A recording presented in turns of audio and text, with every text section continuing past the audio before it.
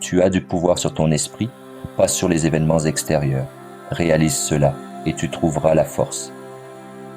Ces mots de Marc Aurèle résonnent encore aujourd'hui. Si l'anxiété te submerge ou que ton esprit s'emballe, sache qu'il existe des clés simples mais puissantes pour retrouver la sérénité.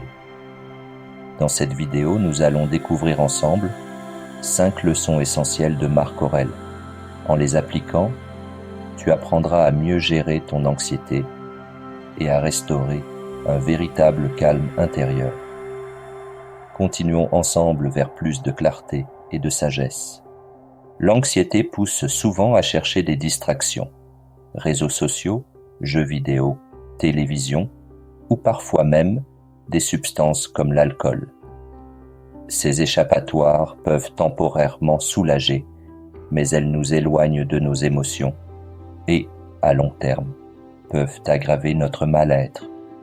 Marc Aurèle, bien qu'il admette avoir ressenti l'anxiété, ne se laissait pas submerger par elle. Sa solution ?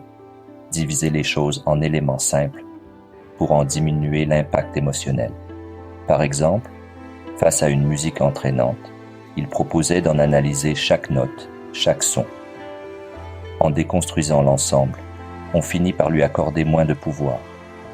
Et cette méthode s'applique à bien plus que la musique. Marc invite à examiner chaque aspect de nos expériences et de notre vie avec clarté, à se détacher de ce qui n'est pas essentiel. Cela nous amène à la première leçon. Comment diviser les pensées anxieuses pour reprendre le contrôle. Imagine une mère de famille, inquiète, regardant l'horloge avancer. Son adolescent n'est pas rentré, il ne répond pas aux messages et des pensées paniquées affluent. Un accident ? Une mauvaise fréquentation ? Que faire s'il lui est arrivé quelque chose ? Ces pensées, si elles s'accumulent, deviennent écrasantes. Pourtant, Marc Aurèle nous enseigne une approche. Diviser ces pensées en parties distinctes pour mieux les gérer. Prenons cet exemple. La première pensée, il n'est pas rentré. Cette information est un fait. La deuxième, il a eu un accident. Cela, c'est une hypothèse. La troisième, je ne pourrais rien faire pour l'aider. C'est une conclusion émotionnelle. En séparant les faits des hypothèses et des conclusions hâtives, on réduit leur poids émotionnel et on reprend le contrôle. Appliquer cette méthode aide à se recentrer sur ce qui peut être fait ici et maintenant. Appeler un ami proche de l'adolescent. Envisager des options rationnelles et non se laisser emporter par des scénarios catastrophiques. Comme le disait Marc Aurèle, ne te trouble pas toi-même avec de fausses impressions, mais distingue ce qui est en ton pouvoir et ce qui ne l'est pas. Dans le prochain segment, nous explorerons l'opposé du spectre, un adolescent anxieux, redoutant un examen à venir et la réaction de ses parents. Imagine un adolescent en pleine fin d'année scolaire, assailli par l'angoisse. Les examens approchent et il pense sans cesse « Et si j'échoue ? Que diront mes parents ? Que deviendra mon avenir ?» Ces pensées se multiplient et finissent par paralyser son esprit, transformant l'anxiété en un poids écrasant. Marc Aurèle nous propose une clé pour alléger ce fardeau. Ne pas se perdre dans le résultat, mais se concentrer sur le processus. Dans ce cas, l'adolescent peut identifier ce qui est réellement en son pouvoir. Organiser son emploi du temps, revoir ses cours, demander de l'aide si nécessaire, et surtout, progresser pas à pas. Plutôt que de s'angoisser pour l'évaluation future, il peut porter son attention sur l'effort présent. Par exemple, à chaque session d'études, il peut se demander « Ai-je fait de mon mieux aujourd'hui ?» Cette simple question, répétée chaque jour, remplace la peur par l'action. En se concentrant sur l'instant, il réduit l'influence des hypothèses sur son avenir. Marc Aurèle résume cette idée avec sagesse. Ne trouble pas ton esprit en te préoccupant de ce qui est à venir. Concentre-toi sur ce que tu peux faire maintenant, avec clarté et détermination. Dans le prochain segment, nous découvrirons une autre leçon précieuse de Marc Aurèle. Poursuivons sereinement ensemble vers la prochaine leçon, chère famille. Imaginons un propriétaire d'une petite entreprise ayant pignon sur rue. Une grève des services postaux ou de livraison perturbe gravement ses opérations, causant des pertes financières importantes. Submergé d'inquiétude, il se demande: comment vais-je honorer les commandes? Et si mes clients ne reviennent jamais? Ces pensées tournent en boucle, amplifiant l'angoisse. Marc Aurèle, à travers la philosophie stoïcienne, offre une perspective apaisante, la dichotomie du contrôle. Ce concept invite à distinguer ce qui dépend de nous et ce qui ne dépend pas de nous. Dans cette situation, le propriétaire peut reconnaître que la grève est hors de son contrôle.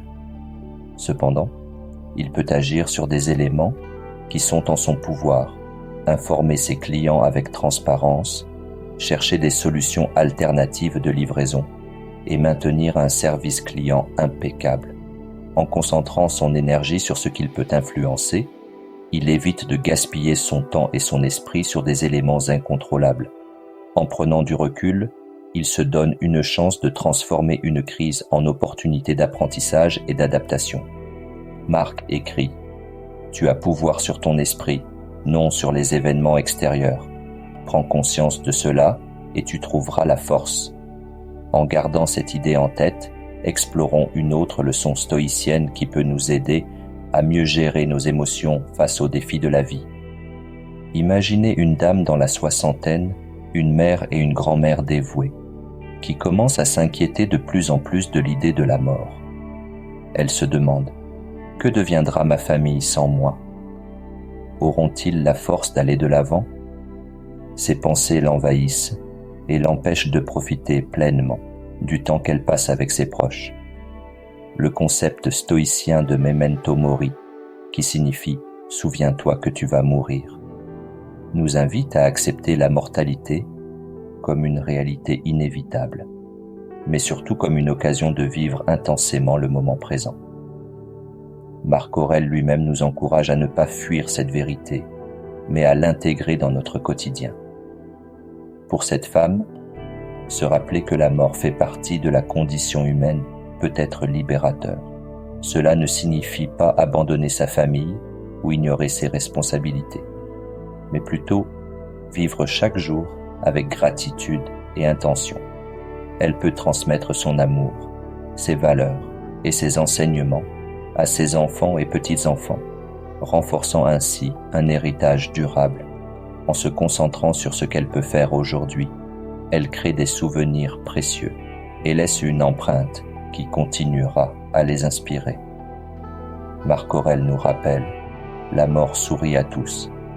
Tout ce qu'un homme peut faire, c'est lui sourire en retour. En reconnaissant cette vérité, nous découvrons non seulement une source de sérénité face à l'inévitable, mais aussi une motivation profonde pour vivre avec sagesse et amour. Revenons ensemble pour conclure sur ce voyage au cœur de la sagesse stoïcienne. En conclusion, l'anxiété est un compagnon difficile, mais rappelez-vous que vous n'êtes pas seul dans ce combat. En suivant les enseignements de Marc, nous avons vu qu'il est possible d'apaiser notre esprit et de trouver une forme de sérénité, même face aux défis les plus accablants. Que ce soit en divisant nos pensées, en nous concentrant sur ce qui est en notre pouvoir, ou en acceptant l'impermanence de la vie, chaque leçon peut devenir une boussole pour mieux gérer ces moments de doute. Le stoïcisme nous enseigne qu'ensemble, avec le soutien et la sagesse partagée, nous pouvons surmonter nos épreuves et cultiver un esprit calme et résilient. Quelles sont les stratégies qui vous aident à gérer votre anxiété? Votre histoire pourrait inspirer quelqu'un d'autre à retrouver le calme. Continuons ensemble à apprendre et à grandir. À très bientôt pour une nouvelle exploration stoïcienne.